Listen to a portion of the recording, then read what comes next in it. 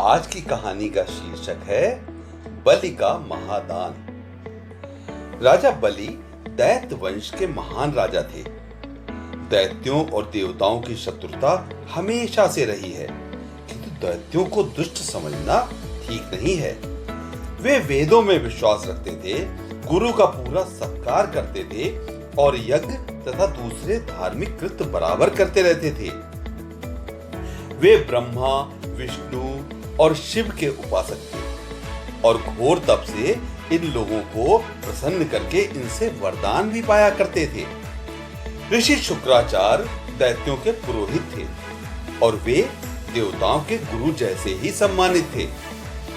बलि भक्त दैत्यराज प्रहलाद के पोते थे। वे केवल वीर ही नहीं थे बल्कि धर्म के भी पक्के थे। एक बार की बात है, इंद्र और अन्य देवताओं से युद्ध में वे हार गए, बल्कि जान भी गंवा बैठे। शुक्राचार्य ने उन्हें पाताल ले जाकर फिर से जिंदा कर दिया। फिर शुक्राचार्य ने उन्हें विश्व जीत यज्ञ करवाया, जिससे वे देवताओं के देश अमरावती के मालिक हो गए। इसके बाद वे यज्ञ करते रहे। देवताओं के राजा इंद्र को यह देखकर बड़ी परेशानी हुई कि राजा बलि का बल और यश बढ़ता ही जा रहा है और वे देवताओं पर हावी होते जा रहे हैं। उन्होंने भगवान विष्णु से जाकर फरियाद की। विष्णु जी ने कहा कि बलि ने ऐसा तो कोई काम नहीं किया जिससे उसे दंड दिया जाए, लेकिन मैं उसकी धार्मिकता का ही सहारा लेकर तुम्हें उससे छुटकारा दिलाऊंगा। विष्णु जी ने इस उद्देश्य के लिए वामन अवतार धारण किया। वामन का मतलब होता है बौना या बहुत छोटे कद का आदमी।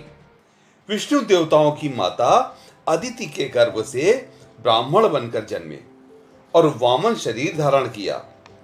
जिस समय राजा बलि नर्मदा नदी के किनारे एक यज्ञ कर रहे थे, उसी समय भगवान विष्णु वामन बनकर वहां आए।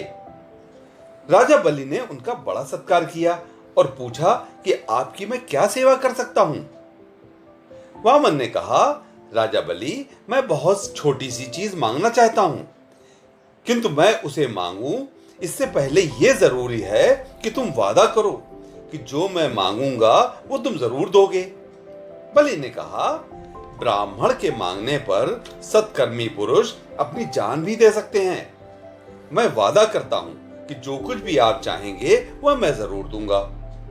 शुक्राचार्य गुरु ये सब देख रहे थे। उन्होंने राजा बलि से कहा, राजा, मुझे इस ब्राह्मण में कुछ छल मालूम हो रहा है, तुम इससे ये वादा ना करो। बलि ने कहा, गुरुदेव, अब तो मैं वादा कर चुका हूं, अब तो जो कुछ भी नतीजा हो मैं अपना वादा निभाऊंगा। वामन ने कहा, मुझे केवल उतनी धरती चाहिए जो मेरे 3.5 बार रखे पगों में आ जाए, इसके अलावा मुझे कुछ नहीं चाहिए। शुक्राचार्य ने जोर देकर कहा, राजन, इस ब्राह्मण को यह दान हरगिज न देना, इससे कोई और मांगने के लिए कहो। यह ब्राह्मण तुम्हारा अंत करके रहेगा। इससे कहो कि 3.5 पग जमीन के अलावा जो ये चाहे वो ले ले। तुम खुद ही सोचो राजा बलि, ये कितनी विचित्र मांग है। राजा बलि ने कहा, गुरुदेव, आप ठीक कहते हैं, लेकिन अब मेरे लिए यह संभव नहीं है कि मैं अपना वचन भंग करूं। हाँ ब्राह्मण, अब तुम नाप लो ये जमीन। मैं कुछ लेकर संकल्प करता हूं, ये दान तुम्हें दूंगा। बलि के ये कहते ही वामन ने अपना आकार बढ़ाना शुरू कर दिया। अब वो बढ़ता ही गया, बढ़ता ही गया, बढ़ता ही गया। उनका आकार इतना बड़ा हो गया कि उनके एक पग के नीचे पूरी पृथ्वी आ गई और दूसरे पग के नीचे स्वर्ग और तीसरे पग के नीचे पूरा पाताल। अब सृष्टि में कोई स्थान ही नहीं बचा।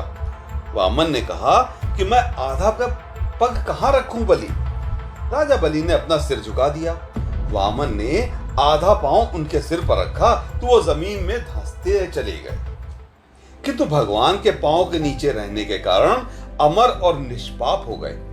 स्वर्ग को भगवान ने फिर इंद्र के अधिकार में दे दिया। केरल में विश्वास है कि बलि ने वामन से यह अनुमति ली थी में एक दिन पृथ्वी पर आ सकें। इसलिए केरल में ओणम के दिन एक दिन के लिए राजा बलि केरल की भूमि पर आते हैं। शिक्षा, इस कहानी से हमें यह शिक्षा मिलती है कि सब कुछ दान में देकर भी राजा बलि ने सद्गति प्राप्त कर ली।